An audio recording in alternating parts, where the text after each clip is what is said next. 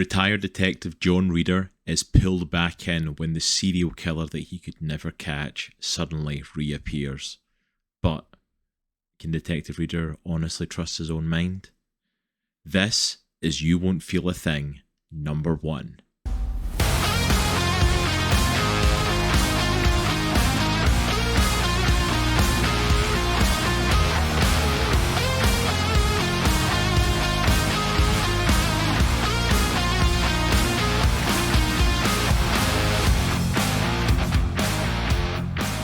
Hello there, Comic Clan, and welcome to Comics in the Cross, that greatest YouTubers that you've never heard of.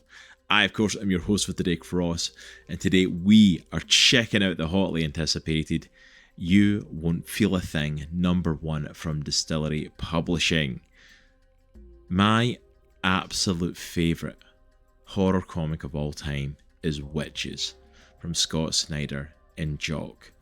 An amazing duo that put together an absolutely amazing comic book, which if you've not checked it out, go ahead and check it out, as I guarantee you won't be disappointed. But in New York Comic Con last year, when it was announced by DSTLRY that these two would be reuniting again to bring us a brand new series, I knew that this was something I was going to have to check out and have to cover here on the channel. And thankfully, the day is finally here, and we are getting to jump into this brand new story from these two. I hope that it lives up to the hype of Witches, that we get something that's that same level of awesome. But let's find out and see what happens. Before we dive in though, all the usual YouTube stuff. If you are a fan of what's happening here, please go down and hit that subscribe button. We have some amazing content coming, some amazing reviews, some amazing indie comic book clubs, and of course some phenomenal interviews with comic book creators coming up over the next month or two. You don't want to miss out on them, so please make sure you go and hit that subscribe button, hit the like button so you don't miss out. Also, if you want to check out our previous reviews on stuff from DSTLRY, I'll put a card up in the corner. We have covered a couple of their books at this point, so I think it's well worth going and checking them out and seeing what you think. DSTLRY is still pretty unknown by a lot of people, and I don't think you'll be disappointed if you get into what they're doing. But with all of that out the way, let's dive in. This is You Won't Feel a Thing, number 1.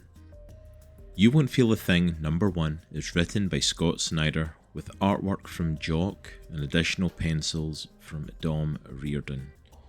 Colours are by Loughridge, with Jock assisting, and lettering from Andworld design. Our issue begins with our protagonist John Reader speaking to his aide. He lives in an assisted living facility called Harmless House.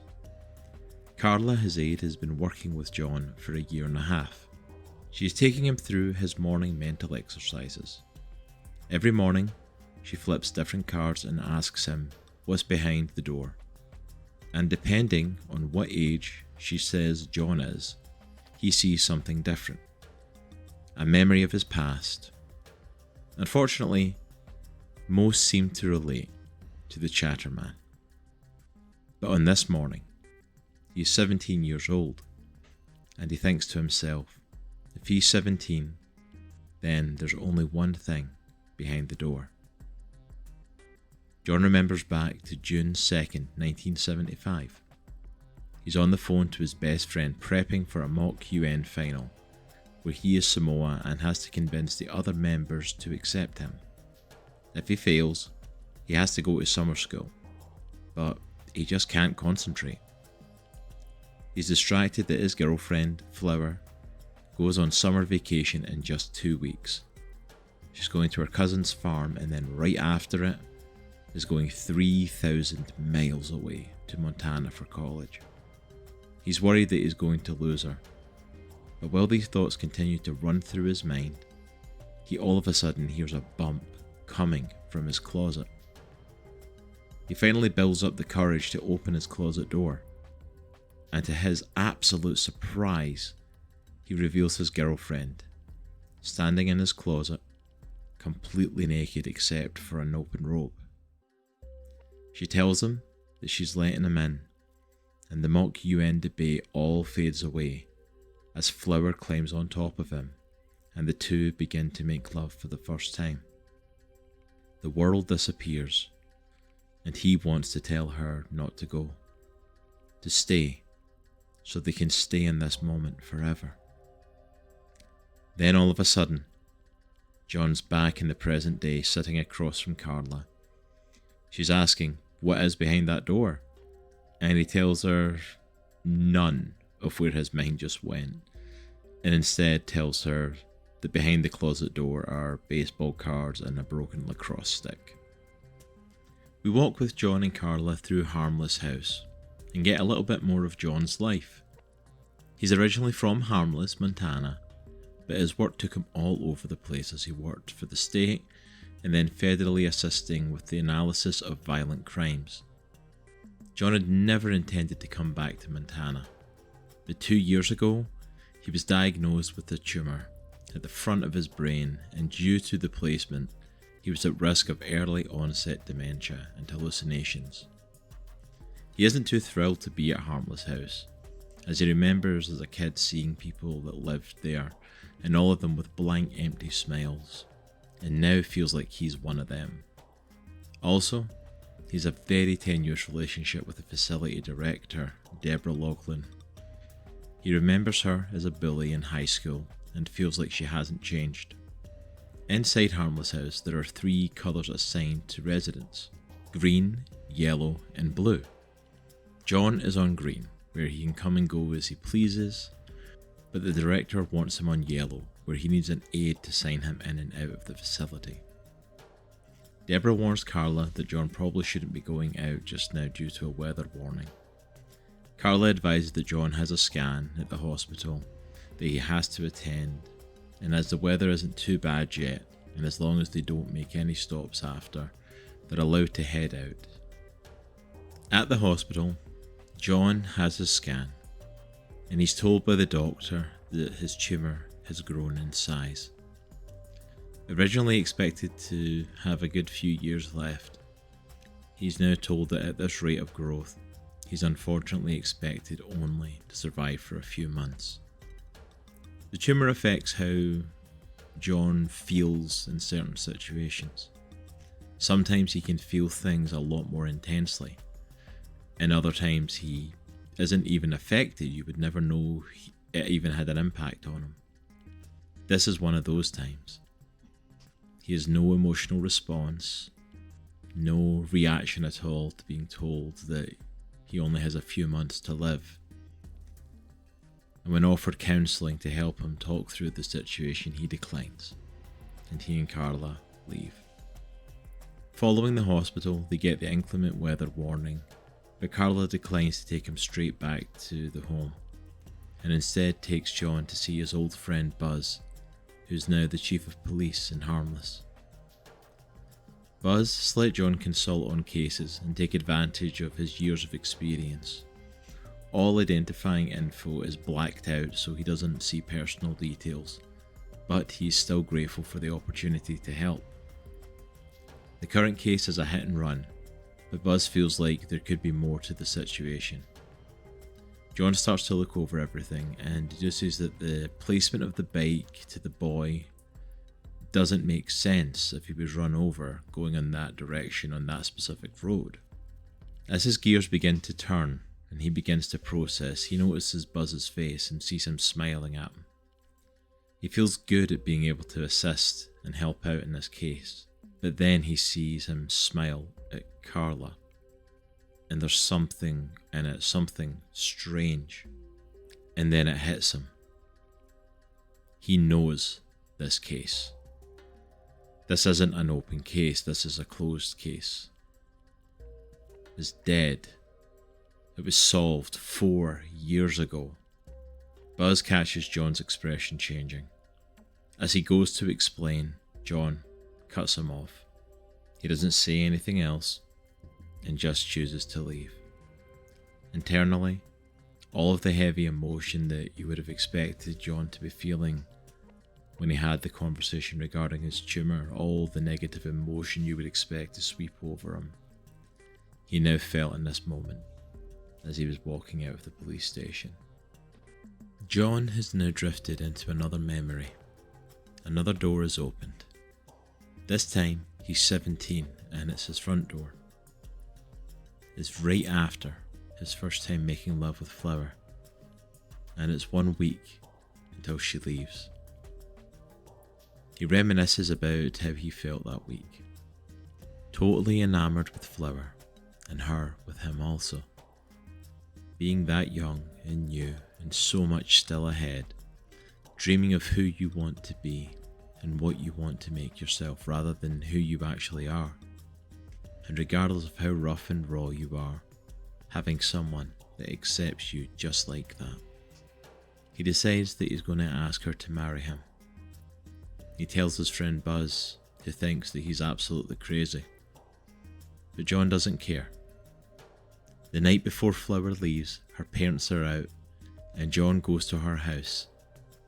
He has a ring, and as soon as she opens the door, he's going to go down on one knee. But when he knocks the door, there's no answer. He cups his hand against the glass as he tries to peer inside and get a good view. But that's when he sees it. The blood all across the floor. John stirs from this memory to find himself on the floor of Harmless House with Director Lachlan standing over him looking down. She tries to get him to stay where he is until a nurse is able to help him, but he isn't having it and insists on getting up on his own, and that they have to call his family. John's son, Declan, and the director agree that it may be time for him to move to the blue wing of the facility, the colour code for those that do not get to leave at all. All he says in response is, "Not blue." The next day, he goes to see his son. John attempts to make small talk, but Declan knows why his father is there, and he tells him that he's made up his mind. He's taking his wife and son to Arizona for the winter, but once they're settled, he'll fly back to make sure that his dad's okay. John tries to implore him, saying that he has never asked him for anything, but this opens up a whole can of worms. That he never asked for anything because he would rather spend his time with serial killers than with his own family. John tries to explain that it was life or death, and found it so hard to switch off from that world. Declan tells him that he's a cancer surgeon and knows full well what it's like dealing with life and death scenarios, but he leaves it at work and comes home to his family. Declan relents that he will stop at Yellow Hall, but that's the best he can do right now for his father. John asks if he can hold his grandson before he goes. He lifts him up, and all of a sudden, he's back at Harmless House, and he's in the middle of a petting zoo that came into Harmless home to let the residents interact with the animals. John has lost track of time. He doesn't remember how they got there. Carla starts to panic as John tries to leave the room, and she forces him to do the doors exercise in order to center himself. Like last time, the only thing that he sees behind the door is Flower. But this time, she's dead. She's been beaten. 25 bones have been broken. She's been stabbed 72 times. Hacked through to the bone with a hatchet in multiple locations on her body. The police classify it as extreme overkill. There are pieces of flesh and chips of bone that will be found across the room, and as a few of her teeth were knocked out, it will be days before someone realises one is missing. The one the killer took to put onto his mask. The next day, John is meant to talk to Carla's son's class, 7th graders, about what it's like to work with the FBI. Carla considered cancelling after what happened the day before, but John begged her to still do it, and he wakes up early, exercises, eats breakfast, and does the full doors exercises to show that he is of strong enough mental capacity to still do this. The class goes well at first. He takes them through the process of joining and training with the FBI, gives them some of the ins and outs, but then the questions start to come. Kids today can Google everything, and they Google John. So they ask about the different serial killers that he's helped catch along with their habits, and whether or not he had indeed killed one of them. Then, the last kid to ask a question asked him about the Chatterman. The teacher tries to wrap things up, but John says it's okay.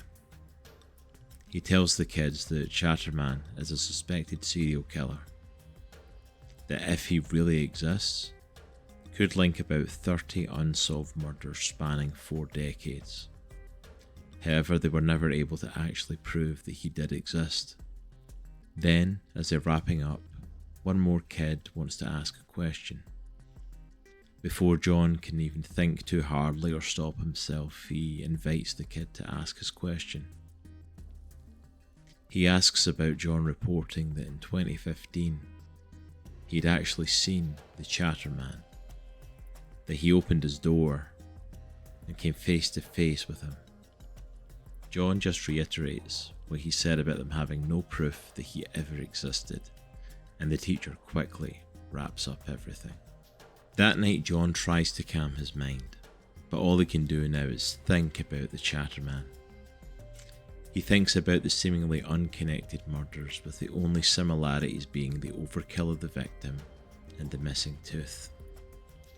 He thinks about that tooth and the fact that the Chatterman adds it to his mask so that the teeth shatter when he is coming. He thinks about the fact that he was just passing through the night that Flower died. And he thinks about the killer that he did see in the flesh, standing just a foot away from him. John doesn't know how long he lies there while mulling over the Chatterman. All he knows is that at some point he becomes aware of flashing lights outside the building. The police are here. Not entirely unheard of for the facility to have the police show up. However, they tend to arrive following the paramedics. He goes to see what's happened, and Carla is with the police. She tells John that Director Laughlin has died. John's mind races trying to think of what could have happened. And then he sees the way Carla is looking at him. Eyes full of fear. Carla tells him that she was murdered in her own home. Beaten, stabbed, and hacked up. The police call it extreme overkill. Carla tries to send John to go and lie down, but he says his name, says it out loud for the first time in years. The Chatterman. John immediately calls Buzz and asks about the tooth. Buzz, not wanting to rile John up, tries to deflect, but John cuts him off. He tells Buzz that this could mean there was never some random drifter just passing through.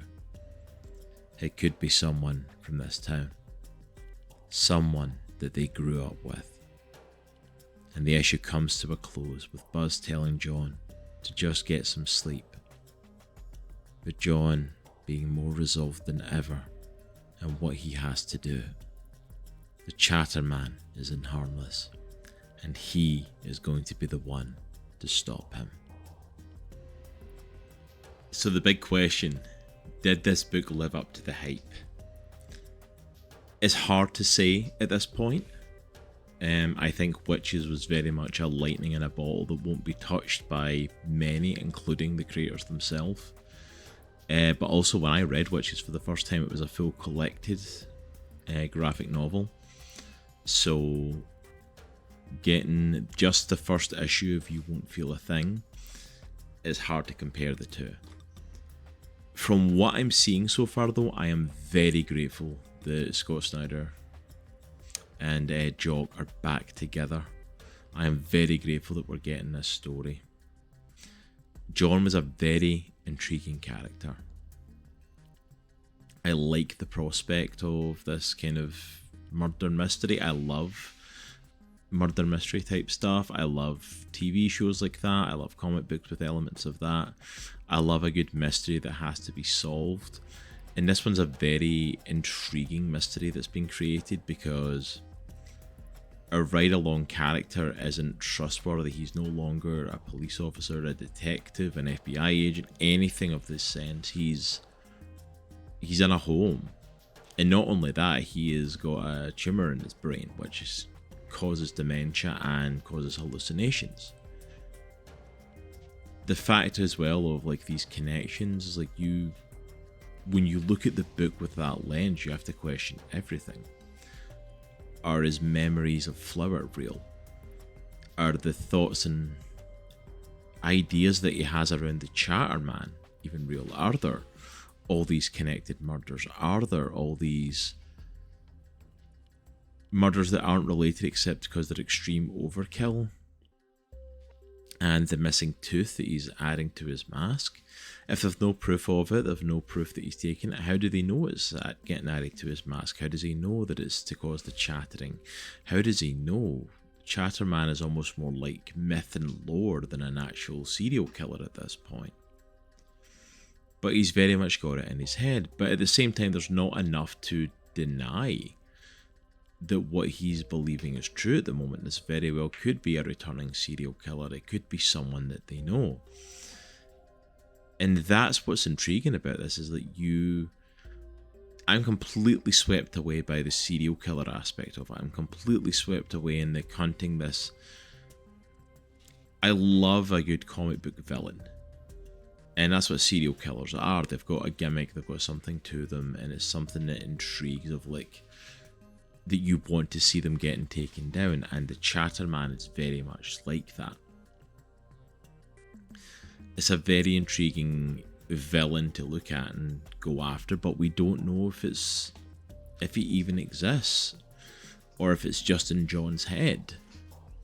You know, let alone all the other stuff that's going on in this story. We spend most of the first issue hanging out with John and just seeing his life, seeing him at Harmless, seeing him go to the doctor, seeing his interactions with his friend Buzz, seeing his interactions with his son. But now as well, I'm totally invested in John. I'm invested in seeing, like, if everyone else is denying him, is he still going after the Chatterman? And like, what happens if people keep telling him he doesn't exist? What happens if people keep telling him that it's not real, that it's all in his head, that he's just overthinking it? You know, like the director Loughridge, is she even dead? Or is this all another hallucination in his mind? And I'm like, I doubt that everything's a full hallucination, but at the same time, I like going into this not knowing exactly what's real and what isn't. And I don't know where they're going to take it. I don't know where the next part of the story is going to go. It's weird. It's as long as any other DSTLRY book, but I feel like there's not a lot of story beats to talk about, but at the same time, I enjoyed it thoroughly. But it was very slow paced, it was very slow building, it was, you know, definitely a murder mystery, but it wasn't as super intense. It was a character piece around a murder mystery. So I'm very intrigued to see what they do with issue 2. I'm assuming we're going to dive in more to the hunting of it. But if you are a fan of crime dramas, if you are a fan of murder mysteries, if you are a fan of serial killer stories, of true crime podcasts, anything like that, you won't feel a thing as a really intriguing twist on it. Just the elements of John, you know, being retired, being in a Harmless house, and I was going to try to say home there, it didn't quite come out, Harmless house, and him having a tumour is like, it adds a new element to it, and I don't know where it's going to go. Again, phenomenal artwork as always by Jock, one of my favourite artists out there. If not my favourite artist, like I absolutely adore it. Between his art and between Loughridge along with Jock assisting him, helping with the colouring of it, the colouring's intriguing because the colouring for a lot of the book is very muted. Very much like light pastel-esque colours, very muted and not bright and boisterous, which is usually the type of art I like. but it fits the story and the kind of darker feel to it. And then even pages with the Chatterman, or like the opening pages with the cards and his mask, and having it very dark, very black, very hidden is like, it's very stunning artwork that is perfect for this story. It's not my usual go-to sort of art, but it definitely worked for it. I was thoroughly pleased with this book. Like I said, I don't think it matches up to Witches. I don't think even as a full collection, like I don't know where it's going in the next few issues, but I don't think it's going to meet what Witches did. Witches is like the pinnacle of horror comics for me and has done so well. But for what this is, it's still a very good story. Just, you know what I mean? That's like having, like, you know, the #1 hit movie, and, you know, it's like you then try to do the next movie that's, oh, it's not quite reaching that, is it? And it's like, well, yeah, but it's not going to. It's going to take a miracle for your next movie to be as good as that when it's such a success. And both these creators are amazingly successful and amazingly talented. So you still get a phenomenal comic that's worth checking out. But yeah, if you're a fan of Snyder and a fan of Jock, or a fan of murder mysteries, or any sort of crime drama, serial killer kind of centric stuff, then this is definitely a story worth checking out. And even if it's not up your alley and it doesn't sound like it, I'd recommend checking it out anyway and giving at least the first issue a go. It's definitely one of my probably preferred ones from DSTLRY. I think it's definitely got an intriguing story, not as boisterous as some of the others, but definitely worth checking out. And I am very aware I'm starting to ramble a little bit, but you know what? You get to enjoy that, lovely people. I go on rabbit trails and ramble, and if you've been in this channel and I've been with Comics in the Cross for long enough, you know that's exactly what I do, and you're here for it. But that is it for today. Thank you so much for hanging out with me as we went through You Won't Feel a Thing. Like I said earlier, make sure to hit that subscribe button. We have some amazing reviews and interviews coming up for you in the next couple of months that I don't want you to miss out on.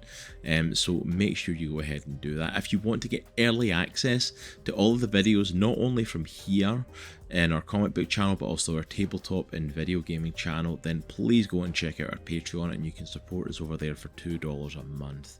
And it also helps just keep the channel going and keep the lights on here at Comics in the Cross, and we greatly appreciate it. But for now, that's all from me. Remember, it's a good week to be a geek. Take care, and we'll see you all soon. Peace.